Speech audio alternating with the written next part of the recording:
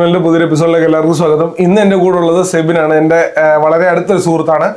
ഒരു യൂട്യൂബ് ചാനലൊക്കെ ഉണ്ട്, ബിസിനസ് ഹോളിക്ക്. UK-ലും അതുപോലെ തന്നെ ലോകമെമ്പാടുമുള്ള ബിസിനസ്സുകാരെ കുറിച്ചുള്ള വളരെ ഡീറ്റെയിൽ ഉള്ള വീഡിയോസ് ഇടുന്ന സെബിനാണ് നമ്മുടെ കൂടെ ഉള്ളത്.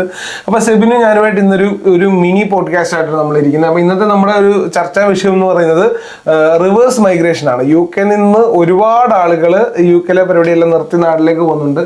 അതിൻ്റെ 4, 5, 10 ഇരട്ടി ആളുകൾ കാനഡയിൽ നിന്ന് പോകുന്നുണ്ട്. സോ എന്തുകൊണ്ടായിരിക്കാം റിവേഴ്സ് മൈഗ്രേഷൻ നടക്കുന്നത്, അല്ലെങ്കിൽ റിവേഴ്സ് മൈഗ്രേഷൻ എങ്ങനെ നമ്മുടെ ഈ നമ്മൾ താമസിക്കുന്ന രാജ്യത്തെയും നമ്മുടെ രാജ്യത്തെ അഫക്ട് ചെയ്യുന്നു എന്നുള്ള വളരെ ഡീറ്റെയിൽ ആയിട്ടുള്ളൊരു തുറന്ന ചർച്ചയാണ് നമ്മൾ ആഗ്രഹിക്കുന്നത്. അപ്പം സെബിൻ സ്വാഗതം. സ്വാഗതം സ്റ്റെഫിൻ. അപ്പം സെബിനോട് ഇനീഷ്യൽ സ്റ്റേജിൽ തന്നെ റിവേഴ്സ് മൈഗ്രേഷൻ നടക്കുന്നുണ്ടോ UK-ൽ, അല്ലെങ്കിൽ ഉണ്ടെങ്കിൽ തന്നെ എന്തൊക്കെ ആയിരിക്കാം അതിനുണ്ടാകുന്ന കാരണങ്ങൾ? സെബിൻ എന്താണ് തോന്നുന്നത്? റിവേഴ്സ് മൈഗ്രേഷൻ UK പറ്റി പറയുകയാണെങ്കിൽ റിവേഴ്സ് മൈഗ്രേഷൻ നടക്കുന്നുണ്ട്. ബട്ട് ഒരു വലിയ എമൗണ്ടിലേക്ക് അത് ഇപ്പോഴും എത്തിയിട്ടില്ല. ഫ്യൂച്ചറിലേക്ക് ചിലപ്പോൾ എത്താൻ ചാൻസ് ഉണ്ട്.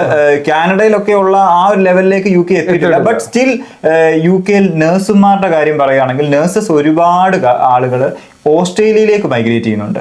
അത് ഒരു ട്രൂത്ത് ആണ്. അതിപ്പോ എത്രയൊക്കെ ആൾക്കാർ വീഡിയോ ചെയ്ത് UK ആണ് ഓസ്ട്രേലിയയേക്കാൾ ബെറ്റർ എന്ന് പറഞ്ഞാലും സ്റ്റിൽ ആളുകൾ നമുക്കറിയാവുന്ന ആളുകൾ തന്നെ എത്രയോ ആളുകൾ ഇപ്പം UK-ൽ നിന്ന് ഓസ്ട്രേലിയ മൈഗ്രേറ്റ് ചെയ്യുന്നുണ്ട്. പക്ഷെ അതിനിപ്പോ കുറവ് വന്നിട്ടുണ്ട്. കാരണം ന്യൂസിലാൻഡ് രജിസ്ട്രേഷൻ ഓസ്ട്രേലിയ ചേഞ്ച് വന്നതിൽ പിന്നെ കുറച്ച് കുറഞ്ഞിട്ടുണ്ട്. പക്ഷെ പോയവരെ നമുക്കിപ്പം തിരിച്ച് അവരൊരിക്കലും പിന്നെ UK-ലേക്ക് വരില്ല.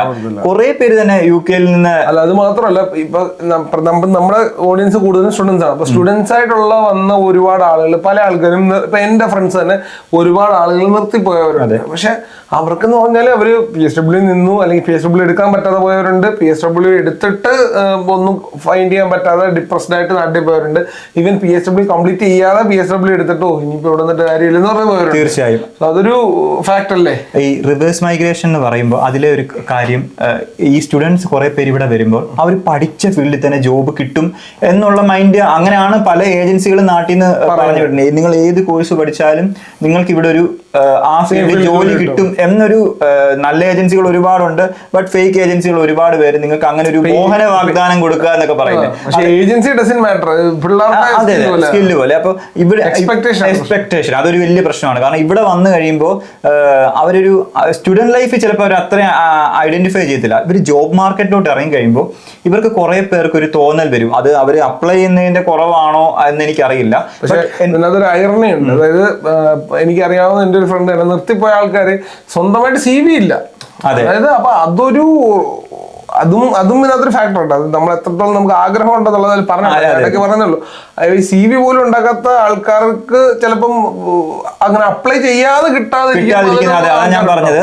ഇവരുടെ എക്സ്പെക്ടേഷൻ ഒന്ന്, ചിലപ്പോൾ ഇവർ ട്രൈ ചെയ്യുന്നവർ കാണാം, ട്രൈ ചെയ്യാത്തവർ കാണാം. ഇപ്പൊ ട്രൈ ചെയ്യാത്തവരെ നമുക്കിപ്പോ ഒന്നും പറയാൻ പറ്റില്ല. കാരണം അവർ ഡിസേർവ് ദാറ്റ് എന്നേ ഞാൻ പറയുന്നുള്ളൂ. നമ്മളൊക്കെ ഒരുപാട് കഷ്ടപ്പെട്ടിട്ടാണ് നമ്മൾ പഠിച്ച ഫീൽഡിലോട്ടൊക്കെ എത്തുന്നത്.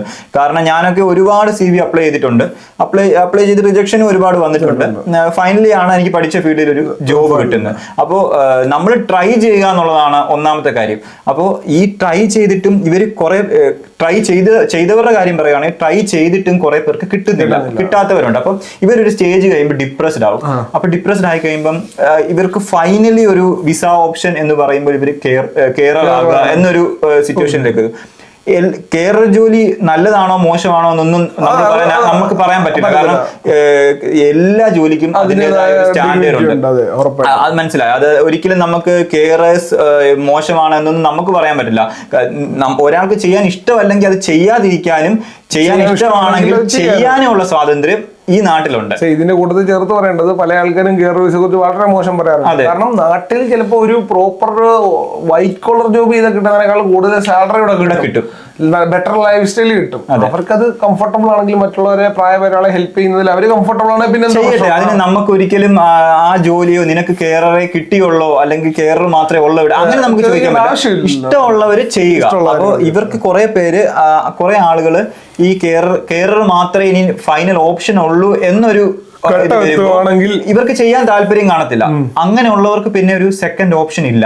അവർക്ക് നാട്ടിൽ തിരിച്ചു പോവുക എന്നുള്ള ഒരു ഓപ്ഷൻ മാത്രമേ ഉള്ളൂ. അങ്ങനെ കുറെ ആളുകൾ ഇപ്പം ഈ ഒരു സമയത്താണ് അത് നടക്കുന്നത്. കാരണം ഈ PSW വന്നിട്ട് അധികം രണ്ട് അത് എൻഡിങ് സ്റ്റേജ് ആണ്. ഇപ്പൊ ഒരുവിധം നമ്മുടെ ബാച്ചിൽ ആ ഒരു റേഞ്ച് വന്നവരുടെ PSW ഓൾമോസ്റ്റ് എൻഡ് ആകുന്നു, എൻഡ് ആയി. അപ്പൊ ഇനി വരുന്ന ഒരു വർഷമാണ് ശരിക്കും റിവേഴ്സ് മൈഗ്രേഷൻ നടക്കാൻ പോകുന്നത്. ഇനി അത് 2025 ഞാൻ വിചാരിക്കുന്നത് ഏറ്റവും കൂടുതൽ റിവേഴ്സ് മൈഗ്രേഷൻ നടക്കാൻ പോകുന്നത്. കാരണം ഇവിടെ നിൽക്കുന്ന ഒരു ഭൂരിഭാഗം സ്റ്റുഡൻസ് ഇപ്പം അത് 2021 വന്നവര് ഇപ്പൊ PSW അത് എൻഡിങ് സ്റ്റേജിലോട്ട് എത്തിക്കൊണ്ടിരിക്കുക.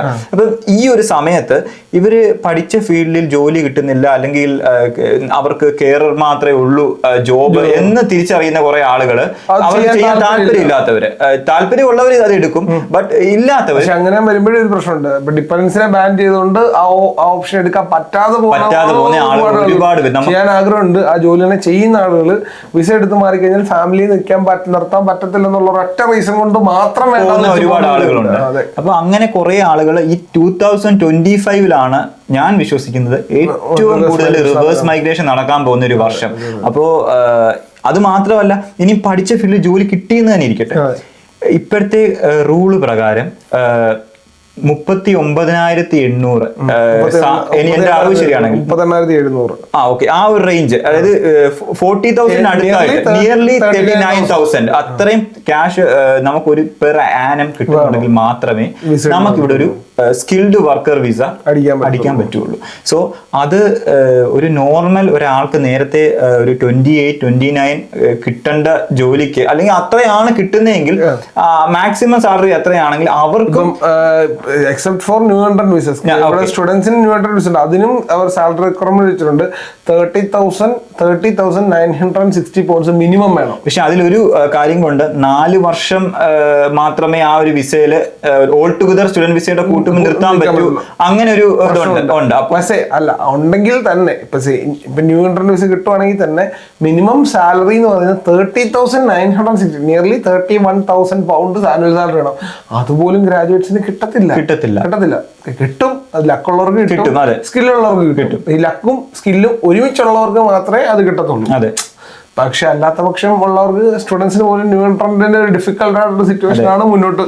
അത് മാത്രമല്ല, ഈ നമ്മളിപ്പോ ഈ പറഞ്ഞ 39,000 pounds അടുത്ത് സാലറി ഉണ്ടെന്ന് ഇരിക്കട്ടെ, ചില ജോലികളെ ചില മാനേജറിയൽ പോസ്റ്റിലൊക്കെ ഈ 39,000 കിട്ടിയാലും വിസ അടിക്കാൻ പറ്റില്ല. ഞാൻ വീഡിയോ അതിനെ കുറിച്ച് ചെയ്തിട്ടുണ്ട്, കാണാത്തവർക്ക് ഞാൻ ഇവിടെ ലിങ്ക് കൊടുക്കാം. അതായത് ഇലക്ട്രിക്കൽ എഞ്ചിനീയേഴ്സ് ഞാൻ കണ്ടതിൽ ഏറ്റവും കൂടുതൽ സാലറി 54,000 pound വേണം അവർക്ക്. ഇത് 54,000 എന്ന് പറഞ്ഞാൽ അത് ഇപ്പൊ 1000 പേരുണ്ടെങ്കിൽ ഒരാൾക്ക് മേ ബി കിട്ടിയേക്കാം. അത് അത്രയും എക്സ്പീരിയൻസ് ആയ ആളാണെങ്കിൽ മാത്രം, അത് വളരെ റയർ ചാൻസ്.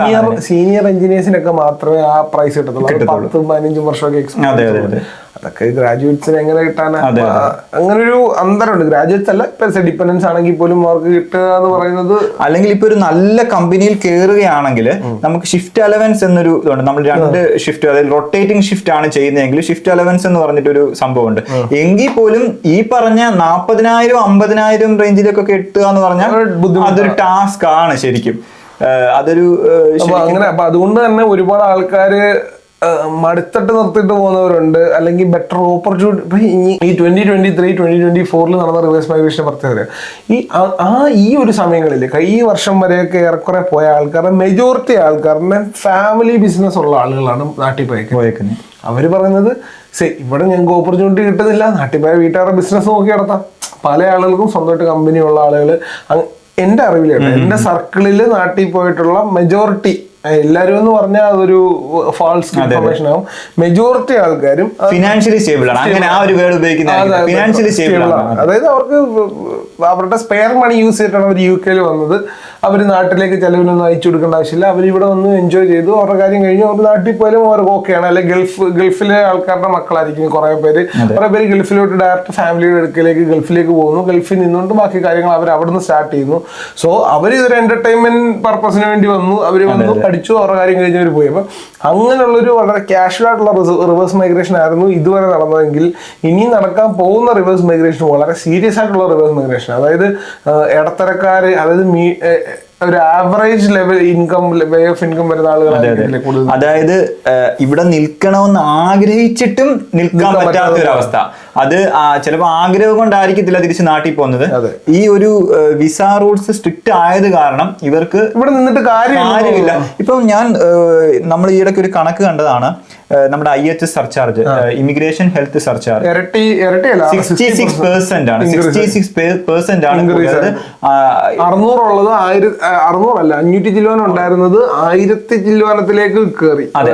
അപ്പൊ എക്സാമ്പിൾ പറയുകയാണെങ്കിൽ ഒരു ഹസ്ബൻഡ്, വൈഫ്, 2 കുട്ടികൾ, ഒരു നോർമൽ സിനേറിയോ, ഇങ്ങനെയുള്ള വിസ കിട്ടുക എന്ന് വെക്കുക. ഓൾമോസ്റ്റ് 5 വർഷത്തെ വിസ, ഓൾമോസ്റ്റ് 8,000 പൗണ്ട്സിനടുത്ത് വിസ ചാർജും IHS അല്ല. അതായത് 5 വർഷത്തേക്കാണെങ്കിൽ ഒരാളുടെ കാര്യം ഞാൻ പറഞ്ഞു, ഒരാൾക്ക് 7,000 സംതിങ് അല്ലെ, 7,000 വരും, 7,000 സംതിങ് വരും. അത്രയും കാശ് നമ്മൾ ഒരാൾക്ക് വെച്ചിട്ട് 28 ലക്ഷം രൂപ വേണം 4 പേർക്ക്. ഈ 28 ലക്ഷം രൂപ കൊടുത്ത് UK നിൽക്കുന്നത് വെർത്താണോ അല്ലയോ എന്നുള്ളത് ലോങ് ടൈമിൽ ഈ കാശൊക്കെ തിരിച്ചു കിട്ടുമായിരിക്കും. ഒരു വർഷത്തെ ഇവരുടെ ആനുവൽ സാലറി ചിലപ്പോൾ 28 ലക്ഷം ആയിരിക്കും കിട്ടുന്ന ആൾ. പക്ഷെ 28 ലക്ഷം രൂപ എന്ന് പറയുമ്പോൾ ടാക്സ് ഇതിനകത്ത് പോകുന്നുണ്ട്, ടാക്സ് പോകുന്നുണ്ട്, റെന്റ് പോകുന്നുണ്ട്, ലിവിങ് എക്സ്പെൻസ് പോകുന്നുണ്ട്. പക്ഷെ പോട്ടെ, അനുമാനിക്കാം 2 പേരുടെ ജോലി ചെയ്യുമ്പോൾ അവർക്ക് കിട്ടുന്ന സേവിങ്സ് ഒരു വർഷം 28 ലക്ഷം രൂപ. ഈ ഒരു വർഷം കൊണ്ട് ഒരിക്കലും ഐഡിയൽ നമ്മള് ഒരാടെ കാശ് മൊത്തം ചെലവായി, ഒരാടെ കാശ് മൊത്തം സേവിങ്സ് ആണെന്ന് വെച്ചാലും ഐഡിയൽ സിനാരിയോയിൽ 28 ലക്ഷം രൂപ കിട്ടാൻ പോകുന്നില്ല. നമ്മൾ പറയുക ഒരു വർഷം അപ്പോഴും 5 വർഷത്തെ വിസയ്ക്ക് വേണ്ടിയിട്ട് നമ്മൾ സ്പെൻഡ് ചെയ്യുന്നത് എന്താ പറയുക, ഒരു ഫാമിലിയുടെ ഒരു വർഷത്തെ കംപ്ലീറ്റ് സേവിങ്സും, ഒരു വർഷമൊന്നും അല്ല, ഒരു 2 വർഷം എടുക്കും. 2 വർഷത്തെ കംപ്ലീറ്റ് സേവിങ്സ് കൊടുത്താൽ മാത്രമേ 27, അതും ടൈറ്റായിട്ട് അരിച്ചു പിടിച്ച് ഈ മുണ്ട് മുറുക്കി പണിയെടുക്കാന്ന് പറഞ്ഞില്ല, അതുപോലെ അരപ്പട്ടണി കിടന്ന്. പക്ഷെ അന്നേരം അടുത്ത ഒരു കാര്യം കൂടെ വരുന്നുണ്ട്, പിആറിന്റെ എത്ര ഈ കടമെല്ലാം തീർത്ത് കഴിഞ്ഞ് 5 വർഷം കഴിഞ്ഞിട്ട് PR എടുക്കാൻ പറ്റുന്ന സമയത്ത് ഒരാൾക്ക് 3,000 പോണ്ട് വെച്ചു. അത് ഇപ്പോഴത്തെ സിനാറിയാണ് സ്റ്റെഫിനെ. ഒരു 5 വർഷം കഴിഞ്ഞാൽ ഈ 3,000 ആയിരിക്കില്ല. ഇതിന് 5 വർഷം മുമ്പ് ഈ ഒരു സിനാറിയോ ആയിരുന്നില്ല. ഇനി നെക്സ്റ്റ് 5 years കഴിയുമ്പോൾ ഇതും മാറും. ഈ 3,000 5,000 ആകാം. റീസെന്റ്ലി കൂട്ടിയതാണ്. അപ്പൊ ഈ പറഞ്ഞ 4 ഫാമിലിക്ക് തന്നെ എത്ര 12,000 പൗണ്ട് അതിനുശേഷം സിറ്റിസൺഷിപ്പ് വരുന്നു. അങ്ങനെ നമ്മൾ അതായത് ഗവൺമെന്റിനെ ഞാൻ പറഞ്ഞൊരു കാര്യമുണ്ട്. ഇവിടെ വരുന്ന ആളുകളെ ഇമിഗ്രൻസിന്, ലീഗൽ മൈഗ്രൻസിന്, ലീഗൽ അല്ല അല്ലെങ്കിൽ റെഫ്യൂജീസ് അല്ല, ലീഗലി എല്ലാ പേപ്പർ വർക്കോടും കൂടെ, പ്രത്യേകിച്ചും സ്റ്റുഡൻസ് ആയിട്ടൊക്കെ വരുന്ന ആൾക്കാരെ ഒരു ജേഴ്സി പശുവിനെ വളർത്തുന്ന പോലാണ് ഗവൺമെന്റ് നോക്കുന്നത്. കാരണം നോക്കി പരിപാലിച്ച് കൃത്യമായ ഇടവേളകളിൽ പിഴിഞ്ഞ് കാശെടുക്കുക എന്നുള്ള ഒരു ലൈനാണ് ഗവൺമെന്റിന്റെ. അതൊക്കെ റിയലൈസ് ചെയ്യുന്ന ആളുകൾ. പക്ഷേ ചിലർ പറയും അത് പേഴ്സൺ ടു പേഴ്സൺ ഡിഫറെന്റ് ആണ്. ഒരു പേഴ്സൺ X പറയും അത് വളരെ നഷ്ടമാണ്, അങ്ങനെ കൊടുത്ത് ഇവിടെ നിൽക്കേണ്ട ആവശ്യമില്ലെന്ന് പറയും. പേഴ്സൺ Y പറയും അത് കൊടുത്താൽ എന്താ, അതുപോലത്തെ എമൗണ്ടുകൾ നമുക്ക് തിരിച്ചും കിട്ടുന്നുണ്ടല്ലോ, നമ്മൾ മാനേജ് ചെയ്ത് കൂട്ടത്തിൽ ഇതൊക്കെ പാർട്ട് ഓഫ് ദി ബിസിനസ് എന്ന് പറഞ്ഞ് ചിന്തിക്കുന്ന ആളുകളുണ്ട്. സോ അതുകൊണ്ട് തന്നെ 2 രീതി ചിന്തിക്കുന്ന ആളുകളുണ്ട്. ഇത് വളരെ നഷ്ടമാണെന്ന്, ഇപ്പൊ 28 ലക്ഷം രൂപ കൊടുത്തിട്ട് ഒരു 4 പേരുള്ള ഒരു ഫാമിലിക്ക് ഇവിടെ നിൽക്കേണ്ട ആവശ്യമില്ല, ആ കാശ് വേറെ ഏതെങ്കിലും രാജ്യത്ത് ഇൻവെസ്റ്റ് ചെയ്താൽ വീണ്ടും ഒന്ന് സ്റ്റുഡന്റ് ആയിട്ട് പോയാൽ പോലും കുഴപ്പമില്ലെന്ന് ചിന്തിക്കുന്ന ആൾക്കാർ ആ വഴി നോക്കി. സോ അല്ലെങ്കിൽ ആ കാശ് നാട്ടിൽ ഇൻവെസ്റ്റ് ചെയ്താൽ ബിസിനസ് സ്റ്റാർട്ട് ചെയ്യുമെന്ന് ചിന്തിക്കുന്ന ആൾക്കാർ ആ വഴിക്ക് പോകും. സോ ആൾക്കാരുടെ രീതികൾ ഡിഫറെന്റ് ആണ്, ചിന്താഗതികൾ ഡിഫറെന്റ് ആണ്. അതിനനുസരിച്ചിട്ട് റിവേഴ്സ് മൈഗ്രേഷൻ ഉണ്ടാവാൻ ചാൻസ് ഉണ്ടല്ലോ. പിന്നെ മറ്റൊരു പ്രശ്നമാണ് കാനഡ. ഇപ്പൊ നമ്മൾ UK കുറിച്ച് പറഞ്ഞു. അപ്പൊ കാനഡയിൽ നിന്ന് എന്തുകൊണ്ടായിരിക്കും? ഇപ്പൊ സെമിന്റെ ചേച്ചി കാനഡയിലാണ്, എന്റെ സിസ്റ്റർ കാനഡയിലാണ്. കാനഡയില് എന്റെ സിസ്റ്റർ അവിടെ ഹാപ്പിയാണ്. ഞാൻ ഒരിക്കലും എന്റെ സിസ്റ്ററിനെ പറ്റി അല്ല പറയുന്നത്. ബട്ട് പൊതുവെ ഈ റിവേഴ്സ് മൈഗ്രേഷൻ ഏറ്റവും കൂടുതൽ നടക്കുന്ന കൺട്രി കാനഡയാണ് എന്റെ അറിവില്. കാരണം ഈ തണുപ്പാണ്. അതിപ്പോ ഞാൻ ഒരുപാട് പേര്, ഈവൻ എന്റെ സിസ്റ്റർ പറഞ്ഞ് ഞാൻ കേട്ടിട്ടുണ്ട്, അവിടുത്തെ തണുപ്പെന്ന് പറഞ്ഞാൽ നമ്മൾ ഈ UK കാണുന്ന ഒന്നും തണുപ്പല്ല. ഫോർ എക്സാമ്പിൾ നമ്മുടെ ഇവിടെ ഒരു 5 ഡിഗ്രി സെൽഷ്യസ് എന്ന് പറഞ്ഞാൽ നമ്മൾ പറയൂ തണുപ്പാണ്, 5 ഡിഗ്രി 5 ഡിഗ്രി. ചിലപ്പോ ഏറെക്കുറെ ആൾക്കാർ ഈ 5 ഡിഗ്രി ഒക്കെ എടുത്ത് സ്റ്റേറ്റസ് ഇടും വാട്സാപ്പിൽ, 5 ഡിഗ്രി ആണ്. അപ്പൊ എന്റെ ചേച്ചിയൊക്കെ എന്നെ ഇങ്ങനെ ചില സമയത്ത് കളിയാക്കും, നാണമില്ലടാ നിനക്ക് -0 അല്ല 0 അല്ല, അവിടെ -40 ഒക്കെ. ആൽബർട്ടാന്ന് സ്ഥലമാണ് അവിടെ.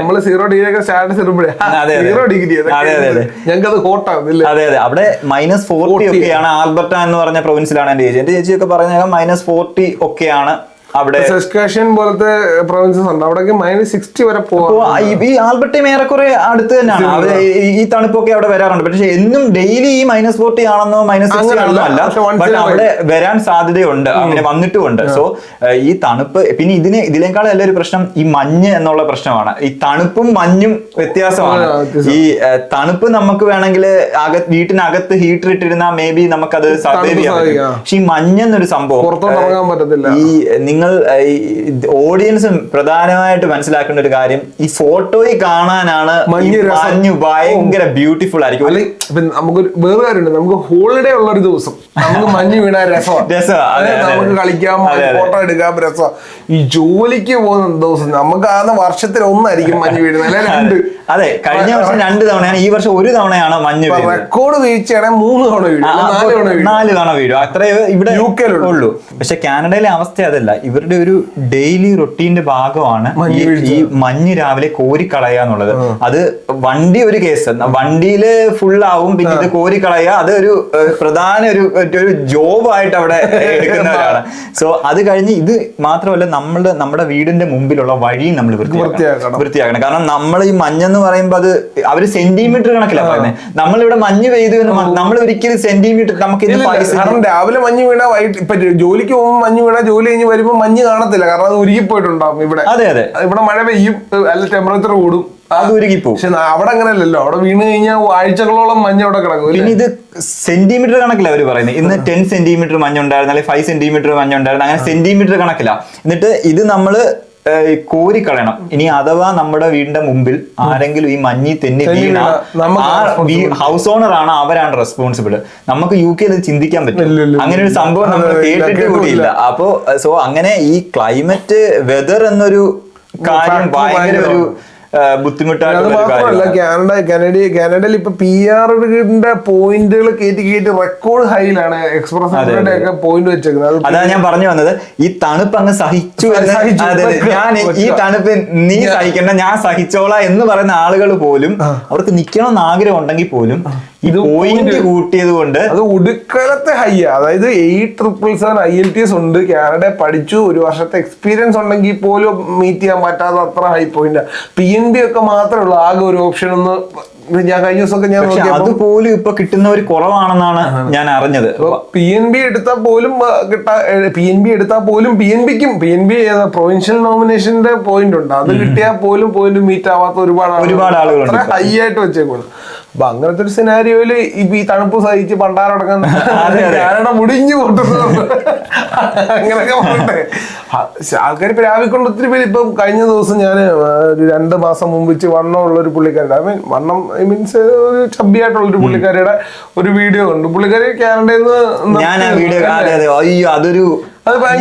ഞാൻ സ്റ്റേറ്റസ് ഇട്ടായിരുന്നു ആ വീഡിയോ വാട്സാപ്പിൽ. അത് ഇത് റെക്കമെൻഡേഷൻ ഓടി. അപ്പൊ നമ്മളിപ്പോ ഞാനിപ്പോ നാളെ വീഡിയോ ഇടുക, ഞാൻ UK വിടുകയെന്ന് പറഞ്ഞാൽ അത് ആൾക്കാരിലേക്ക് റെക്കമെൻഡ് ചെയ്തു പോകും. അത് യൂട്യൂബിന്റെ മറ്റൊരു ചർച്ച ചെയ്യുന്നില്ല. അതിലൊരു കാര്യം എന്ന് പറഞ്ഞാൽ അത് ഫാക്ട് ആണ്, 100% ഫാക്ട് ആണ്. പക്ഷെ അത് പലരും അംഗീകരിച്ചില്ല. ചിലപ്പോ എക്സ്പെഷ്യലി അംഗീകരിക്കാത്തവർ അവിടുത്തെ സിറ്റിസൺസും അവിടുത്തെ PR കിട്ടിയവരായിരിക്കും. പക്ഷെ അതൊരു 100% ഫാക്ട് ആണ്. പലരും പറയുന്നുണ്ട് ഇപ്പം ഇന്ന കാരണം കൊണ്ടാ PR കിട്ടാത്തന്നൊക്കെ. PR കിട്ടിയവരൊക്കെ ഒന്ന് ഉപദേശിച്ചിട്ടു. റിയാലിറ്റിയിൽ വരുമ്പോ അതൊന്നും ഫാക്ടറല്ല. അപ്പൊ അങ്ങനെ പല പല കാരണങ്ങളുണ്ട് ഈ റിവേഴ്സ് മൈഗ്രേഷൻ. ഇവിടെയും അതുപോലെ തന്നെ പല ആളുകളും മെഡിക്കൽ സംബന്ധമായ റീസൺസ് കാരണം. ഇപ്പൊ കഴിഞ്ഞ ദിവസമാണെങ്കിലും ഞാൻ ഒരു വീഡിയോ ഇട്ടപ്പോൾ ഒരാൾ വന്ന് കമന്റ് ഇട്ടിട്ടുണ്ടായിരുന്നു, അവരുടെ ചേച്ചിക്ക് UK ക്യാൻസർ ആയിരുന്നു. GP അപ്പോയിന്റ്മെന്റ് കിട്ടുന്നില്ല, കുറെ നാൾ നടന്നിട്ട് കൃത്യമായ ടെസ്റ്റുകൾ നടത്തുന്നില്ല. അങ്ങനെ ഡയഗ്നോസ് ചെയ്തപ്പോൾ ടൂ ലേറ്റ് ആയി ആളുകൾ മരിച്ചുപോയി. ഈ ഹെൽത്ത് കെയറിനെ പറ്റി പറഞ്ഞപ്പോഴാണ് അതൊരു വാസ്റ്റ് ടോപ്പിക്. നമ്മൾ ഈ കൊടുക്കുന്ന കാശ്, അതായത് IHSR ചാർജ് എന്ന് പറയുന്നത് നമ്മളൊരു എമൗണ്ട്, ഇത്രയും ചെറിയൊരു എമൗണ്ട് അല്ല, വലിയൊരു എമൗണ്ട് നമ്മൾ പേ ചെയ്യുന്നുണ്ട്. കാനഡയിലാണെങ്കിലും പേ ചെയ്യുന്നുണ്ട്. അല്ല, ഞാൻ പറഞ്ഞത് ഹെൽത്ത് കെയറിന്റെ റീസൺ കൊണ്ട് മാത്രം തന്നെ റിവേഴ്സ് മൈഗ്രേഷൻ ഉണ്ടാകുന്നുണ്ട്. അതാണ് ഞാൻ പറഞ്ഞു വന്നത്. ഈ ഹെൽത്ത് കെയർ എന്ന് പറഞ്ഞാൽ one of the best in the world എന്നൊക്കെ പറയുമെങ്കിലും അത് പ്രാക്ടിക്കൽ ലൈഫിലേക്ക് വരുമ്പോൾ അത്ര സുഖമുള്ള പരിപാടിയല്ല. ഇത് ഡയഗ്നോസ് ചെയ്യുന്നത് തന്നെ വളരെ കുറവാണ്. പല അസുഖങ്ങൾ ഇവിടെ ഡയഗ്നോസ് ചെയ്യാതെ പോവാണ്. ഞാൻ പലപ്പോഴും വൈഫിനോട് പറയാറുണ്ട്, അതായത് ഇപ്പൊ ഹാർട്ട് അറ്റാക്ക് വന്നു, ലോകത്തിലെ ഏറ്റവും ബെസ്റ്റ് ട്രീറ്റ്മെന്റ് ഹാർട്ടിനെ കെയർ ചെയ്യാൻ വേണ്ടിട്ട് UK കൊടുക്കും, NHS കൊടുക്കും. പക്ഷേ ഇത് ഹാർട്ടിനാണ് പ്രശ്നമെന്ന് കണ്ടുപിടിക്കാൻ പറ്റില്ല. ഡയഗ്നോസ് ചെയ്യുക എന്നുള്ളത് ഒരു സ്കില്ലാണ്. അത് നമ്മുടെ നാട്ടിലെ ചില ഡോക്ടർമാരുണ്ട്, നമ്മൾ ഹോസ്പിറ്റലിൽ കാണിക്കുമ്പോൾ ഇന്ന ടെസ്റ്റ് ഒന്ന് ചുമ്മാ ചെയ്തിട്ട് വരാൻ പറയും. വെറുതെ ഒരു കാര്യമില്ല, അവരുടെ ഒരു ഇൻറ്റ്യൂഷൻ ആയിരിക്കും. പക്ഷെ ടെസ്റ്റ് ഇട്ട് വരുമ്പോൾ അതിനകത്ത് എന്തെങ്കിലും കംപ്ലൈന്റ് ഉണ്ടാവും. അങ്ങനെ കൃത്യമായ ടെസ്റ്റുകൾ നടത്താനുള്ള സിസ്റ്റം ഇവിടെ പാരസിറ്റാമോൾ കഴിക്കൂ, ഐബുപ്രോഫിൻ കഴിക്കൂ എന്ന് പറഞ്ഞിട്ട് വിടുന്ന ലൈനാണ്. എന്റെ ഒരു കേസ് പറയുകയാണെങ്കിൽ, ഞാനിപ്പോൾ ഓൾമോസ്റ്റ് 4 വർഷമായിട്ട് UK-ലുണ്ട്. ഞാൻ ഇപ്പോഴും ഹെൽത്ത് ചെക്ക് ചെയ്യുന്ന നാട്ടിൽ പോയിട്ട്, കേരളത്തിൽ പോയിട്ട് കഴിഞ്ഞ തവണ ഞാൻ തിരുവല്ലയിലുള്ള ഒരു ഹോസ്പിറ്റലിലാണ് പോയി ഈ ഫുൾ ബോഡി ചെക്കപ്പ് ചെയ്തത്. കാരണം അന്നേരമാണ് എനിക്ക് മനസ്സിലായത്, അല്ലെങ്കിൽ എന്റെ വൈഫും ഇതേപോലെ ഫുൾ ബോഡി ചെക്കപ്പ് ചെയ്തപ്പോഴാണ് നമുക്ക് എന്തൊക്കെ പ്രശ്നങ്ങളുണ്ട് എന്ന് മനസ്സിലാവുന്ന. അവിടെ ഇവിടെ നമുക്ക് എന്തെങ്കിലും പറ്റി കഴിഞ്ഞ് അത് കണ്ടുപിടിക്കാൻ തന്നെ സമയമെടുക്കും. സോ എന്റെ അഭിപ്രായത്തില് ഹെൽത്ത് ഒരു പ്രധാന കാര്യമാണ്. പക്ഷേ നമ്മൾ കൊടുക്കുന്ന കാശിന് ഇൻഷുറൻസ് സർചാർജിന്റെ കാര്യം പറയുമ്പോൾ ഇപ്പൊ ഡെലിവറി ഒക്കെ നടക്കുന്ന സമയത്താണെങ്കിൽ ഫുൾ ഫ്രീ ആണ്. അതിന് നാട്ടിലൊക്കെ തന്നെ ആണെങ്കിൽ 3-4 ലക്ഷം രൂപ ചെലവ് വരുന്ന ഒരു C സെക്ഷൻ ആണെങ്കിൽ അത്ര എമൗണ്ട് വരും. പക്ഷെ അത് ഇവിടെ സിസേറിയന് മാത്രമല്ല, എല്ലാ ഹെൽത്തും ഫ്രീ ആണ്. പിന്നെ അവര് നോക്കുന്നുണ്ടോന്ന് ചോദിച്ചാൽ ഞാൻ പറഞ്ഞില്ലേ, ഇപ്പം ഗർഭിണിയാണെങ്കിൽ ഡയഗ്നോസ് ചെയ്യേണ്ട ആവശ്യമില്ല. കാരണം അവർക്കറിയാം വയറ്റിൽ കൊച്ചുണ്ട്, കൊച്ചിനെ പുറത്തെടുക്കണം. അതിനൊരു എക്സാമ്പിൾ പറയുകയാണെങ്കിൽ, എനിക്കറിയാവുന്ന ഒരു ചേച്ചി, ഇവിടെ പുള്ളിക്കാരിയുടെ മകന് ഒരു പനി വന്നു. കൊച്ചി ഇറങ്ങിന ഒരു എത്ര വയസ്സ് കാണും, ഒരു 10 വയസ്സ് 12 വയസ്സ് ആ റേഞ്ചേ കാണുള്ളൂ. അപ്പോൾ അവിടെ ചെന്നിട്ട് ഹോസ്പിറ്റലിൽ നിന്ന് അവന് ഒരു കഫ് സിറപ്പ് കൊടുത്തില്ല. കഫ് സിറപ്പ് ഇവിടെ ഫ്രീയാ. പ്രിസ്ക്രിപ്ഷൻ ഉണ്ടെങ്കിൽ നമുക്ക് എനിക്ക് എന്റെ അറിവ് ശരിയാണെങ്കിൽ 17 ഇയേഴ്സ് താഴെ പ്രിസ്ക്രിപ്ഷൻ ഉണ്ടെങ്കിൽ മെഡിസിൻ ഫ്രീ ആണ്. സോ ഈ പ്രിസ്ക്രിപ്ഷൻ ഉണ്ടെങ്കിൽ മാത്രമേ ഈ കഫ് സിറപ്പ് കിട്ടത്തുള്ളൂ. നമുക്ക് കഫ് സിറപ്പ് അല്ലാതെ നമുക്ക് കടയിൽ പോയി വാങ്ങാം, എങ്കിലും പ്രിസ്ക്രിപ്ഷൻ ഉണ്ടെങ്കിൽ ഫ്രീ ആയിട്ട് കിട്ടത്തുള്ളൂ. സോ ഇവർക്ക് പ്രിസ്ക്രിപ്ഷൻ കൊടുക്കുന്നില്ല. ആ ചെറുക്കന് ചുമയുണ്ട്, പക്ഷെ പ്രിസ്ക്രിപ്ഷൻ ഇവരുടെ ഒരു ഇതെന്ന് പറഞ്ഞാൽ ടേക്ക് റെസ്റ്റ്, അല്ലെങ്കിൽ കൂടി വന്ന ഒരു പാരസിറ്റമോൾ കഴിക്കാൻ പറയും. ഞാൻ ഇതുവരെ ഇവിടുത്തെ UK കേട്ട ഏറ്റവും വലിയ മെഡിസിൻ എന്ന് ഞാൻ എന്റെ അറിവിൽ മനസ്സിലാക്കി പാരസിറ്റമോൾ. ഒരുവിധം എന്ത് തലവേദനയാണോ പാരസിറ്റമോൾ, പനിയാണോ പാരസിറ്റമോൾ, ഇനി എന്ത് അസുഖമാണ്, ഓൾമോസ്റ്റ് ഏത് അസുഖത്തിന് എന്നാലും പാരസിറ്റമോൾ കഴിക്കാനാണ് പറയാറുള്ളത്. നമുക്കറിയാവുന്ന ഒരു കൂട്ടം, ഞാൻ പോഡ്കാസ്റ്റ് ചെയ്തിട്ട് പറഞ്ഞു തരാതെ, തലവേദന ഭയങ്കരമായിട്ട് കൂടിയിട്ട് തലയുടെ ബാക്കിലൊക്കെ ഭയങ്കര പിടുത്തമായിട്ട് ഭയങ്കര സീനായിട്ട് ആംബുലൻസ് ഒക്കെ വിളിച്ച് ആംബുലൻസുകാർ വന്നു. അവരെ ഇവിടെ തല ഭയങ്കര എമർജൻസിയാണ്. തല എന്തെങ്കിലും പ്രശ്നം വന്നു കഴിഞ്ഞാൽ അർജന്റ് കെയർ കൊടുക്കണമെന്നാണ്. തലഭാഗത്ത് എന്തെങ്കിലും പ്രശ്നം ഉണ്ടായി കഴിഞ്ഞാൽ. അപ്പം എമർജൻസി ഡിപ്പാർട്ട്മെന്റ് കൊണ്ടുപോയി. എമർജൻസി ഡിപ്പാർട്ട്മെന്റ് അവിടെ കൊണ്ടിരുത്തി. അതിന്റെ 10 മണിക്കൂർ കഴിഞ്ഞിട്ടാണ് ഡോക്ടർ അറ്റൻഡ് ചെയ്തത്. അത് എമർജൻസിയില്. അപ്പം നമ്മളെ കൂട്ടുകാരനാ എന്നോട് പറഞ്ഞ്, അവിടെ ചെന്ന് മൂക്ക് മുറിഞ്ഞിട്ട് വരുന്ന ആൾക്കാർ മൂക്ക് മുറിഞ്ഞ് കൈ പിടിച്ചോണ്ടിരിക്കും. മൂക്കിന്റെ കഷ്ണമൊക്കെ ഇങ്ങനെ അടർന്നിരിക്കുക. അവിടെ 3 മണിക്കൂറായിട്ട് പഞ്ഞി വെച്ച് കൊടുത്തിട്ടുണ്ട്. അങ്ങനെ പിടിച്ചോണ്ടിരുന്നോളാണ് പറഞ്ഞത്. 3 മണിക്കൂർ 4 മണിക്കൂർ കഴിഞ്ഞിട്ട് ചെവി മുറിഞ്ഞു പോയവര്, ഇങ്ങനെയൊക്കെയുള്ള ആൾക്കാർ വന്നിട്ട് ഇതും പിടിച്ചോണ്ടിരിക്കുക. മനസ്സിലായി? ഇവരെ ട്രീറ്റ് ചെയ്യുന്ന ഞാൻ പറഞ്ഞ എമർജൻസി വെച്ചു, കാഷ്വൽ ഡോക്ടർ അല്ല, അതായത് എമർജൻസി ഡിപ്പാർട്ട്മെന്റ് ആണ്. അവിടെ ട്രീറ്റ് ചെയ്യുന്ന ഈ പറഞ്ഞ പോലെ 3-4 മണിക്കൂർ കഴിഞ്ഞിട്ട്, അല്ലെ 8-10 മണിക്കൂർ. പിള്ളേരെയൊക്കെ വയ്യാതായിട്ട് രാത്രി ഹോസ്പിറ്റലിൽ കൊണ്ടുപോയി കഴിയുമ്പോൾ ഡോക്ടർ ഒന്ന് നോക്കുന്ന സമയത്ത് കൊച്ചൊക്കെ ആയി. 12 മണിക്കൂറായിട്ട് കഴിഞ്ഞ ദിവസം ബ്രോണിക്കണ്ണൊക്കെയാന്ന് പറഞ്ഞില്ല, കുഞ്ഞിനെ കൊണ്ട് ആശുപത്രി കൊണ്ടുപോയിട്ട് 14 മണിക്കൂർ എങ്ങാണ്ട് കഴിഞ്ഞിട്ടാ ഡോക്ടർ പറഞ്ഞത്. ആ സമയത്ത് കൊച്ചൊക്കെ ആയി. ഇതാണ് ഞങ്ങളൊരു ട്രീറ്റ്മെന്റ്, വെയിറ്റ് ചെയ്യിപ്പിച്ച് വെറുപ്പിച്ച് പനി കളയുക എന്നുള്ളതാണ്. അത് ചിക്കൻ ബോക്സ് വന്നാൽ ചിക്കൻ ബോക്സ് മാറിയതിനു ശേഷമായിരിക്കും ഡോക്ടറിനെ കാണാൻ പറ്റുന്നത്. ആ ഒരു അവസ്ഥയാണ് ഇവിടുത്തെ ഹെൽത്ത് കെയറിന്റെ അവസ്ഥ. അപ്പൊ ഹെൽത്ത് കെയർ വെച്ചിട്ട് ഒരുപാട് ആളുകൾ നാട്ടിലേക്ക് പോകുന്നവരുണ്ട്. ഗുഡ് തിങ്സ് ഒരുപാടുണ്ട്. ഇവിടുത്തെ ഹെൽത്ത് കെയർ ഫ്രീ ആണെന്നുള്ളത് ഒരു വലിയൊരു കാര്യം തന്നെയാണ്. കാരണം ഹെൽത്ത് കെയർ ആണ് പലരും റിച്ച് ആയിട്ടുള്ളവരെ പോലും ഹെൽത്തിന് വേണ്ടി കാശ് കളഞ്ഞ ഒരുപാട് പേര് സാമ്പത്തിക ബുദ്ധിമുട്ട് നേരിട്ടവരെ എനിക്കറിയാം. സോ ഹെൽത്ത് കെയർ ഫ്രീ ആണെന്നുള്ളത് നല്ല കാര്യം തന്നെയാണ്. ഇപ്പൊ പല ആൾക്കാരും നമുക്കറിയാവുന്ന തന്നെ പല ആൾക്കാരും ഇതുപോലെ കുട്ടികളുടെ ഒക്കെ ഇപ്പം സീരിയസ് ആയിട്ടുള്ള കണ്ടീഷൻസ് ഉള്ള ആൾക്കാർ കഷ്ടപ്പെട്ട് എഫേർട്ട് ഇട്ട് UK എത്തിയതിനു ശേഷം പിള്ളേരെ ഇവിടെ ട്രീറ്റ് ചെയ്യുന്ന നമുക്ക് പേഴ്സണലി അറിയാവുന്ന ആളുകളുണ്ട്. അതെ. അപ്പൊ അങ്ങനെ ഞാൻ പറഞ്ഞ ഓൾറെഡി ഡയഗ്നോസ്ഡ് ആയിട്ടുള്ള പ്രോബ്ലം ആണെങ്കിൽ അവർ കൃത്യമായിട്ട് നോക്കും. അതെ. ഇനി വൺസ് ആ പ്രോബ്ലം ഉണ്ടെങ്കിൽ എല്ലാം കൃത്യമായ ഇടവേളകളിൽ അവർ വിളിച്ച് ചെക്കപ്പ് എടുത്തുകയൊക്കെ ചെയ്യും. ഈ പ്രശ്നം എന്ന് പറയുന്നത് പുതിയതായിട്ട് അസുഖം വന്നാൽ കണ്ടുപിടിക്കുക എന്നുള്ളത് ഇവിടുത്തെ ഒരു വലിയൊരു പ്രശ്നമാണ്. അപ്പൊ ഇങ്ങനെയൊക്കെയുള്ള കാരണങ്ങൾ വരുമ്പോൾ പല ആൾക്കാരും എന്താ മൈഗ്രേറ്റ് ചെയ്യും എന്നുള്ള ഒരു ഫാക്ടറാണ്. അതെ അതെ അതെ. പിന്നെ വേറൊരു കാര്യം പറയാനുള്ളത് പറഞ്ഞാൽ ഇവിടുത്തെ ഒരു ജോബ് മാർക്കറ്റ് സാച്ചുറേറ്റഡ് ആയത് ഒരു റീസൺ ആയിരിക്കും.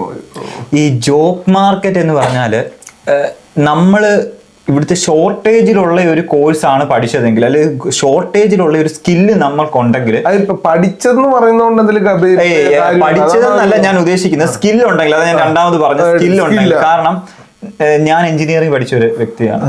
ഞാൻ ഇന്ന് മെക്കാനിക്കൽ എഞ്ചിനീയറിംഗ് ഫീൽഡിലാണ് ജോലി ചെയ്യുന്നത്. പക്ഷെ ഞാൻ ആദ്യമായിട്ട് ആ ജോലിക്ക് കയറുമ്പോൾ എനിക്ക് ഒരു സ്കില്ലും ഇല്ല. ഞാൻ ബേസിക് മുതല് എന്നെ ഇവിടെ പഠിപ്പിച്ച് എടുക്കുകയായിരുന്നു എന്ന് പറയാം. സ്കില്ല് എനിക്ക് കിട്ടിയത് ഇവിടുന്ന്, UK സ്കില്ലാണ് എനിക്ക് കിട്ടിയത്. എനിക്ക് നാട്ടിൽ നിന്ന് ഒരു സ്കില്ല് എനിക്കില്ല. എന്റെ മാത്രം അവസ്ഥയായിരിക്കത്തില്ല. സ്റ്റെഫിൻ ഇവിടെ മാസ്റ്റേഴ്സ് ഇൻ മെക്കാനിക്കൽ എഞ്ചിനീയറിംഗ് ആണ്. സ്റ്റെഫിനോട് യൂണിവേഴ്സിറ്റി പഠിച്ചത് വെച്ച് നോക്കുവാണെങ്കിൽ നമുക്ക് നമ്മളൊരു ജോലിയിൽ കയറുമ്പോഴാണ് നമ്മൾ റിയലൈസ് ചെയ്യുന്നത് നമ്മൾ പഠിച്ച ഒരു ബന്ധമില്ലാത്ത കുറെ കാര്യങ്ങൾ നമ്മൾ പറയുമ്പോൾ നമ്മൾ നാട്ടിൽ നിന്ന് പഠിച്ചത് കുറെ തിയറി പഠിച്ചു. ഇവിടെ ഞാൻ പഠിച്ചത് കുറെ സോഫ്റ്റ്വെയർ ബേസ്ഡ് ആയിട്ടുള്ള സിമുലേഷൻസും കാര്യങ്ങളും എല്ലാം പഠിച്ചു. നമുക്ക് ടെക്നോളജിക്കലി അഡ്വാൻസ്ഡ് ആയിട്ടുള്ള സാധനമാണ് നമ്മൾ പഠിക്കുന്നെങ്കിൽ പോലും ഇൻ റിയാലിറ്റി നാളെ ഒരു ജോലിക്ക് കയറി കഴിഞ്ഞാൽ നമുക്ക് ജോലി ചെയ്യാൻ അറിയത്തില്ല. സ്കില്ലില്ല എന്നുള്ളൊരു പ്രധാന കാര്യം. അത് ഇപ്പൊ ഇവിടുത്തെ ആളുകളാണെങ്കിൽ പോലും ഇവിടുത്തെ എഡ്യൂക്കേഷൻ അല്ല ഞാൻ ബെറ്റർ എന്ന് പറയുന്നത്, ഇവിടുത്തെ സ്കില്ല് അവർക്ക് അക്വയർ ചെയ്യാനുള്ള ഓപ്ഷൻസ് ഉണ്ട്, എസ്പെഷ്യലി അപ്രന്റീസ്ഷിപ്പ്. ഇപ്പൊ ഞാൻ കഴിഞ്ഞ ദിവസം ഒരു വീഡിയോ ഇട്ടിട്ടുണ്ട്, നിങ്ങൾ ചെക്ക് ചെയ്ത് എന്റെ ചാനലിൽ തന്നെ ചെക്ക് ചെയ്താൽ അറിയാൻ പറ്റും. അതായത് UK എങ്ങനെയാണ് ആൾക്കാർ ജോലി കിട്ടുന്നത്, അതായത് എന്തുകൊണ്ട് യൂണിവേഴ്സിറ്റികളിൽ ഇംഗ്ലീഷുകാരെ കാണുന്നില്ല എന്നുള്ളൊരു വീഡിയോ ചെയ്തിട്ടുണ്ട്. അത് പറയുന്നത് മിക്ക ആളുകളും ആദ്യം +2 കഴിഞ്ഞാല് +2 ഇവിടെ A-levels GCSE അങ്ങനെ പറയാം. കാരണം എന്റെ ഒരു ഫ്രണ്ട് ഉണ്ട് GCSE കഴിഞ്ഞിട്ട് ആൾക്ക് ബിടെക് പഠിക്കുമായിരിക്കും. അതായത് GCSE കഴിഞ്ഞാല് A-levels ഉണ്ട്, A-levels അക്കാഡമിക്കലി പോകേണ്ട പോലെ A-levels പഠിക്കും, അല്ലാതെ ആൾക്കാർ ബിടെക് പഠിക്കും. അത് സ്കില്ലാണ് പഠിക്കുന്നത്, ഒരു ഇന്ന സ്കില്ല്. അത് ഒരു വർഷം കണ്ടേ ഉള്ളൂ, നമ്മുടെ +2 പോലെ. അത് കഴിഞ്ഞാൽ ഡയറക്റ്റ് ഇവർ അപ്രന്റീസ് ആയിട്ട് എവിടെയെങ്കിലും കയറുവാണ്. എന്റെ ഒരു ഫ്രണ്ട് എന്ന് പറഞ്ഞാൽ അത് ബ്രിട്ടീഷ് ആള് GCSE കഴിഞ്ഞിട്ട് അപ്രന്റീസ്ഷിപ്പ് ചെയ്തോണ്ടിരിക്കുക. ഇപ്പൊ 3rd year എന്തോ ആയി. ഇപ്പൊ ആൾക്ക് 19 വയസ്സോ സംതിങ്ങേ ഉള്ളൂ.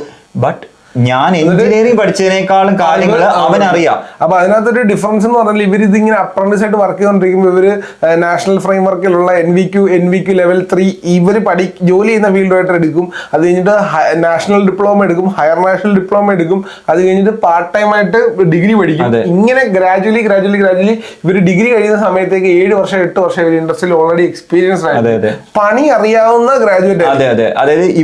പണ്ടാളിയെ ഞാൻ വിചാരിക്കും ഗ്രാജുവേറ്റ് ആവുന്ന ഉടനെ എന്നെ 5 വർഷം എക്സ്പീരിയൻസ് വേണമെന്നൊക്കെ ഇപ്പൊ ചില ഇതിന് കാണുമ്പോൾ നമ്മളതിനെ വളരെ ഫണ്ണായിട്ടാണ് 5 വർഷം എക്സ്പീരിയൻസ് ഉള്ള ഗ്രാജുവേറ്റ് എന്നാ പിന്നെ ഇത് ഇവിടുത്തെ കളി. പക്ഷെ ഇവിടെ വന്ന് നമ്മൾ വർക്ക് ചെയ്ത ആളുകളെ അപ്പൊ ഇവിടെ ആൾക്കാർ ഗ്രാജുവേറ്റ് ആവുന്ന സമയത്ത് 7 വർഷം 8 വർഷം എക്സ്പീരിയൻസ്ഡ് ആയിട്ടുള്ള ആളുകളാണ് ഗ്രാജുവേറ്റ് ആവുന്നത്. ഫ്രഷ് ഈ വർഷം ഗ്രാജുവേറ്റ് ആവുന്നവർക്ക് 8 വർഷം എക്സ്പീരിയൻസ്. നാളെ അവരെ ഒരു സൈറ്റിൽ കൊണ്ട് നിർത്തി എടുക്കണ പണി എന്ന് പറഞ്ഞാൽ പാടാ നമുക്ക് ചെയ്യാൻ പണി എന്ന് പറയും. മനസ്സിലായി? നമ്മളൊക്കെ നമ്മള് നട്ട് ഏതാ ബോൾട്ട് ഏതാന്ന് തിരിച്ചറിയാത്ത എഞ്ചിനീയേഴ്സ് ആകുമ്പോൾ ഇവര് ഹൈലി സ്കിൽഡ് എഞ്ചിനീയേഴ്സ് ആയിട്ടാണ് പുറത്തിറങ്ങുന്നത്. ഈ ഒരു അപ്രന്റീസ്ഷിപ്പ് എന്നൊരു സംഭവം നമ്മുടെ നാട്ടിൽ കൊണ്ടുവരണമെന്നൊരു അഭിപ്രായം. അല്ല, അതുകൊണ്ട് തന്നെ ഇപ്പൊ ഞാൻ പറഞ്ഞത് UK ഭയങ്കര വമ്പിച്ച പഠിത്തമാണ് ഇവിടെ പഠിപ്പിക്കുന്നതെന്ന് ആൾക്കാർ പറയുമ്പോൾ തന്നെ UK പഠിച്ചിറങ്ങുന്ന ഒരേ യൂണിവേഴ്സിറ്റിയിൽ ഒരേ കോഴ്സ് പഠിച്ചിറങ്ങുന്ന അപ്രന്റീസ്ഷിപ്പ് ലെവലിൽ നിന്നൊക്കെ വന്ന് പാർട്ട് ടൈം ആയിട്ട് ഡിഗ്രി പഠിക്കുന്ന ഒരാളും ഇവിടെ നോർമലായിട്ട് നാട്ടിൽ നിന്ന് വന്നിട്ട് ഫുൾ ടൈം സ്റ്റുഡന്റ് ആയിട്ട് ഇവിടെ പഠിക്കുന്ന ഡിഗ്രി കഴിഞ്ഞ ആളും തമ്മിൽ വ്യത്യാസമുണ്ട്, തീർച്ചയായിട്ടും ഉണ്ട്. കാരണം ഇവിടെ നമ്മൾ ഇവിടെ ഒക്കെ പഠിച്ചവർ തന്നെയാണ്, നമ്മളിവിടെ മാസ്റ്റേഴ്സ് ഇവിടെ പഠിച്ചത് തന്നെയാണ്. നമ്മൾ മാസ്റ്റേഴ്സിൽ പഠിച്ചതിനേക്കാളും അറിവുണ്ട് ഒരു അപ്രന്റീസ്ഷിപ്പ് കഴിഞ്ഞ് ബാച്ചിലേഴ്സോ മാസ്റ്റേഴ്സോ ചെയ്ത ഒരാൾക്ക്. സോ അപ്പൊ ആ ഒരു ഡിഫറൻസ് എപ്പോഴും വലിയൊരു ഡിഫറൻസ് തന്നെയാണ്. പിന്നെ അതേപോലെ തന്നെ നമ്മൾ ചിന്തിക്കുമ്പം ലിവിങ് കോസ്റ്റും ഒരു ഫാക്ടർ ആവാൻ ചാൻസ് ഉണ്ടോ നമ്മുടെ ഈ ഒരു റിവേഴ്സ് മൈഗ്രേഷന്? ലിവിങ് കോസ്റ്റ് ഫാക്ടർ ആവാൻ സാധ്യതയുണ്ട്. കാരണം അതിപ്പം നമ്മളെക്കാളും മുമ്പ് വന്നവരോട് ചോദിച്ചാൽ പറയും, 1 പൗണ്ടിൽ നമുക്ക് ഒരു പാക്കറ്റ് ആപ്പിൾ വാങ്ങാൻ പറ്റുമായിരുന്നെങ്കിൽ നമുക്ക് എണ്ണയാണ് എനിക്ക് ഏറ്റവും എക്സാമ്പിൾ പറയാൻ പറ്റുന്നത്. നമ്മൾ വന്ന സമയത്ത് എത്ര 60p 70p എങ്ങാണ്ടേ ഉള്ളൂ. ഇപ്പൊ 2.5 പൗണ്ടാ ഒരു കുപ്പി എണ്ണയ്ക്ക്. അതെ, നമ്മള് പറയുമ്പോ എല്ലാം പറഞ്ഞല്ലേ, നമ്മൾ എത്തിക്കണമെന്ന് 1.5 പൗണ്ട് ഇത്ര വലിയ കാര്യം അല്ല. പക്ഷേ ഏറ്റവും എക്സാമ്പിൾ ആയിട്ട് പറയാൻ പറ്റുന്നത് അതിന് ഇരട്ടി കൂടുതലാണ് എണ്ണയുടെ വില കൂടി. അതുപോലെ മുട്ടയൊക്കെ വളരെ ചീപ്പായിരുന്നു. 1 പൗണ്ടിന് 15 മുട്ട കിട്ടിക്കൊണ്ട് ഇപ്പൊ 4. അതിന് എക്സാമ്പിൾ പറയാൻ പറ്റുവാണെങ്കിൽ പെൻസിൽ കിടന്ന സംഭവങ്ങൾ, അതായത് 1 പൗണ്ടിൽ താഴെ ഉണ്ടായിരുന്ന സാധനങ്ങൾക്ക് പൗണ്ടിൽ കുറഞ്ഞൊരു സാധനമില്ല. ഞാനിപ്പോ പലപ്പോഴും ചിന്തിച്ചിട്ടുണ്ട് ഈ 1 പൗണ്ടിൽ താഴെയുള്ള എന്തൊക്കെ ഐറ്റംസ് ആണെന്ന് നമ്മൾ നോക്കിയെടുക്കണം. അങ്ങനെ ഒരു ഐറ്റം ഇല്ല. പണ്ട് അങ്ങനെയല്ല. പണ്ട് നമ്മൾ വരുന്ന സമയത്ത് പൗണ്ട് കണക്കിൽ ഒന്നുമില്ല. പണ്ട് എല്ലാം പെൻസ് കണക്കിലായിരുന്നു. ഒരു അറ്റ്ലീസ്റ്റ് 99 പെൻസിലെങ്കിലും നമുക്ക് കിട്ടിയിരുന്ന ഒരു സമയം ഉണ്ടായിരുന്നു. ഇപ്പൊ അതേ ഐറ്റംസ് എല്ലാം 1 പൗണ്ട് എബവ് ആണ്. 1 പൗണ്ട് അതിപ്പോ 350 360 ഒക്കെ അത് ഇവിടെ മാത്രമാണെന്ന് ഞാൻ പറയത്തില്ല. UK മാത്രം ലോകം മുഴുവൻ. അതിപ്പം ഇന്ത്യയിലാണെങ്കിലും കാനഡയിലാണെങ്കിലും ഓസ്ട്രേലിയയിലാണെങ്കിലും എല്ലാത്തിനും സാധനം വില കൂടി. എന്നാൽ ഞാൻ കഴിഞ്ഞ ദിവസം നമ്മുടെ ഒരു ക്രിയേറ്റേഴ്സിന്റെ മീറ്റപ്പിന് പോയ സമയത്ത് ഒരു ചേട്ടന്റെ റിവ്യൂ എടുത്ത സമയത്ത് പുള്ളി പറയാണ്, പുള്ളി 2011 വന്നപ്പോ 4 ബെഡ്റൂം ഹൗസ് പുള്ളി എഴുതുന്നത് 350 പൗണ്ടാണ് 4 ബെഡ്റൂം. അത് ഫുള്ളി ഫർണിഷ്ഡ് എല്ലാ, അതായത് പുത്തൻ വീട്. അതായത് നമ്മൾ ചില വീടുകളുണ്ടല്ലോ പഴയ വീടുകൾ ഒക്കെ ഇച്ചിരി ഇത് റീഫർബിഷ് ചെയ്ത എല്ലാം പുതിയ ബ്രാൻഡ് ന്യൂ പോലെ ഉണ്ടാക്കിയ, ബ്രാൻഡ് ന്യൂ അല്ല കേട്ടോ, ബ്രാൻഡ് ന്യൂ പോലെ റീഫർബിഷ് ചെയ്ത വീടിന് 380 പൗണ്ടിനാണ് പുള്ളി 4 ബെഡ്റൂം ഹൗസ് എടുത്തത്. പുള്ളി ഇപ്പൊ ആ 4 ബെഡ്റൂം ഹൗസിന് സെയിം 4 ബെഡ്റൂം ഹൗസ് പുള്ളിയുടെ ഫ്രണ്ട് അവിടെ മാറി. പുള്ളി 2011 വന്നപ്പം റീഫർബിഷ് ചെയ്ത് വിടാം. അപ്പൊ അതിനുശേഷം അത് റീഫർബിഷ് ചെയ്തിട്ടില്ല. അത്രയും വർഷം യൂസ് ചെയ്തതിന് ശേഷം ഇപ്പൊ അത് കൊടുത്ത 1350 പൗണ്ടിനാണ്.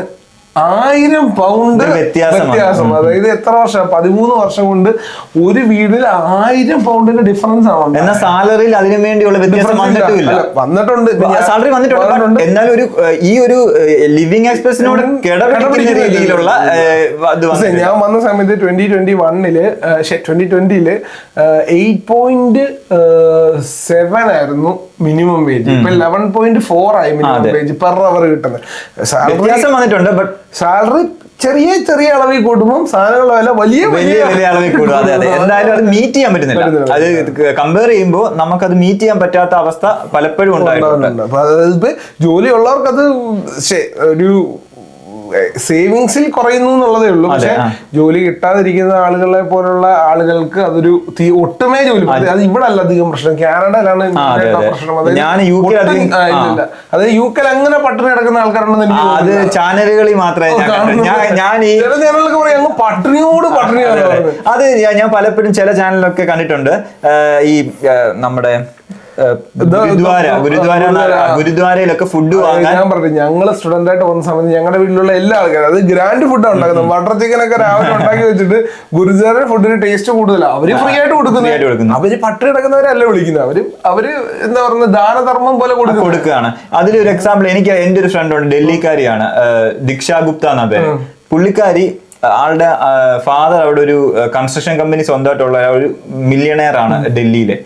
ഈ പുള്ളിക്കാരി ഈ പറഞ്ഞ ഗുരുദ്വാരയിൽ പോയ ഫുഡ് കഴിക്കുന്നത് പൈസ ഇല്ലാഞ്ഞിട്ടല്ല, പുള്ളിക്കാരിക്ക് പാർട്ട് ടൈം ചെയ്യേണ്ട ആവശ്യമില്ല. കാരണം നാട്ടിൽ നിന്നാണ് ഫണ്ട് വരുന്നത്. അത്ര കാശാണ്, അത്ര റിച്ച് ആയിട്ടുള്ള ഒരാളാണ്. അപ്പൊ ഗുരുദ്വാരയിൽ വെജിറ്റേറിയൻ ഫുഡ് നല്ല ടേസ്റ്റാണ്. ഞാൻ പോയിട്ടില്ല, പക്ഷെ പോയവരൊക്കെ നമ്മുടെ വീട്ടിൽ നിന്നുള്ളവർ എല്ലാ ദിവസവും അല്ല, അവര് ചൊവ്വ വ്യാഴം അങ്ങനത്തെ 3 ദിവസം, ആഴ്ച 3 ദിവസം അവിടെ ഫുഡുണ്ട്. ഇവര് പോയി കഴിയും. അതിനെന്താ, അതിപ്പോ അങ്ങനെ ആൾക്കാർ ക്യൂ നിന്ന് കഴിക്കുന്നു എന്ന് പറഞ്ഞിട്ട് അതിനർത്ഥം ഈ നിൽക്കുന്നവരെല്ലാം പട്ടിണി കിടക്കുന്നവരാണ്. ഇവിടെ ഒന്നെങ്കിൽ റിസർച്ച് നടത്തിയിട്ട് പറയും ഇവര് ഇപ്പൊ ഫോർത്തോ അങ്ങനെ. അപ്പൊ അവരൊക്കെ വന്ന് ചെയ്യുമ്പോ അവരൊരു മാധ്യമ സ്ഥാപനമല്ലേ. നമ്മളൊക്കെ എന്ന് പറഞ്ഞാൽ നമ്മളൊരു ഇൻഡിവിജ്വൽ യൂട്യൂബേഴ്സ് ആണ്. നമ്മൾ ഇവരൊക്കെ പറഞ്ഞ ഓക്കെ ഫൈൻ, അവരൊക്കെ കൃത്യമായിട്ട് റിസർച്ച് നടത്തിയിട്ട് വേണ്ട ചുമ്മാ വന്ന് പട്ടിണി കിടക്കുമെന്ന് പറയും. ഇത് വിശ്വസിക്കുന്ന ആളുകളുണ്ട്, വിശ്വസിക്കുന്ന ഒരുപാട് ആളുകളുണ്ട്. നാട്ടിൽ ഞാൻ പറഞ്ഞില്ല, നമ്മുടെ നാട്ടിലൊക്കെ വീട്ടിൽ മോനവിടെ പട്ടിണി ഉണ്ട്. പക്ഷെ ഈ കാനഡയിലുണ്ട്, ഇല്ലെന്ന് കാനഡയിൽ ഒട്ടും ജോലി കിട്ടാതെ നമ്മൾ കണ്ടിട്ടില്ല. ആൾക്കാർ ഈ ജോലിക്ക് വേണ്ടിയൊക്കെ ക്യൂ നിൽക്കുന്ന വീഡിയോസ്. ഒരു ജോലിക്ക് വേണ്ടിയിട്ട് 60ഉം 100ഉം പേരൊക്കെ ക്യൂ നിൽക്കുന്നത്. അത് കാനഡയിൽ പട്ടിണി ഉണ്ട്. അപ്പൊ ഇതൊക്കെയാണ് റിവേഴ്സ് മൈഗ്രേഷന്റെ പ്രധാനപ്പെട്ട കാരണങ്ങൾ നമുക്ക് തോന്നുന്നത്. ഇന്നത്തെ വീഡിയോ ഇവിടെ വൈൻഡപ്പ് ചെയ്യാണ്. ഇന്നത്തെ വീഡിയോ എല്ലാവർക്കും ഇഷ്ടപ്പെടുന്നു വിശ്വസിക്കുന്നു. ഇന്നത്തെ വീഡിയോ നിങ്ങളുടെ അഭിപ്രായങ്ങൾ എന്തെങ്കിലും ഉണ്ടെങ്കിൽ തീർച്ചയായിട്ടും കമന്റ് ബോക്സിൽ എഴുതുക. അപ്പം സെബിൻ ഒരുപാട് താങ്ക് യു നമ്മുടെ പോഡ്കാസ്റ്റിൽ ജോയിൻ ചെയ്തതിൽ. നമുക്ക് സമയം തീരെയില്ലാത്തതുകൊണ്ടാണ് നമ്മൾ പെട്ടെന്ന് വൈൻഡപ്പ് ചെയ്യുന്നത്. അപ്പൊ ഇനി നമുക്ക് ഇതുപോലത്തെ അടിപൊളി പോഡ്കാസ്റ്റുകളോട് നമുക്ക് വീണ്ടും ഇരിക്കാം. Thank you so much.